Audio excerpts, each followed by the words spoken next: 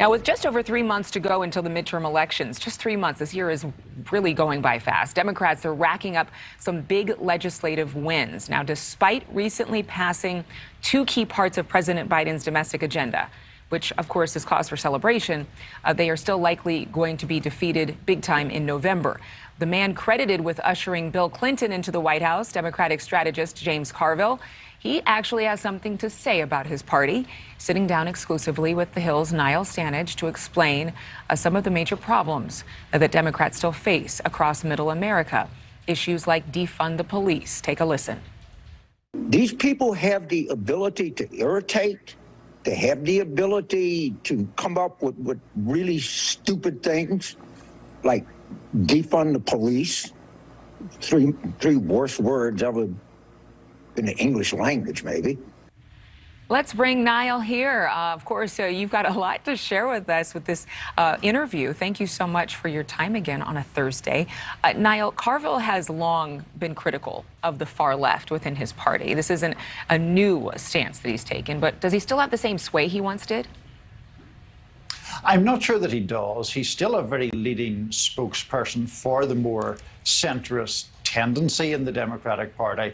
And obviously he's very well known because of his association with Bill Clinton. He's not one of these people who, comes up and hasn't actually worked at the coal face of very high level politics. That said, he's obviously not an elected official. He's making the argument that these kind of policies and these kind of slogans, especially defund the police, are politically and electorally toxic, and I think he sincerely believes that to be the case.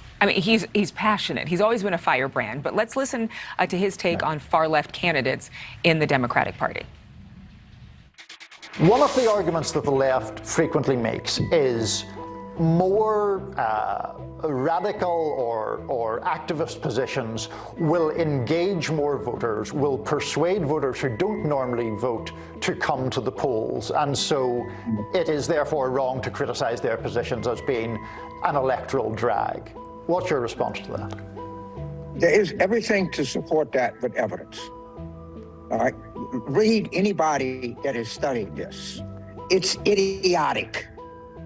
That's what it is. And it's been tried, and it fails, and it's going to fail every time, because that's not where people are. Clearly, he's frustrated. What does he see as a solution for his party?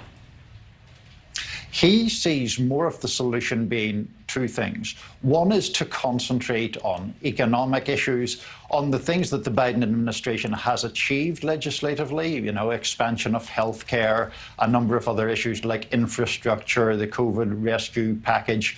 But he also wants Democrats to be more aggressive in pinning Republicans, as he sees it, as extreme, talking about the Republican positions on not just January the 6th, but things like election denialism and even, topics like evolution. So he thinks a combination of the Democrats being more proud of their own achievements that will make a difference in people's lives, while also being more aggressive going after the GOP. Okay, let's listen to a little bit more of your exchange. Well, and so what can people who would be Democrats of your ilk, of your worldview, what can they do about those people who you consider idiots, essentially? Make fun of them. Do you find it interesting that he would say that? Because it seems to possibly be something that you might hear from Republicans?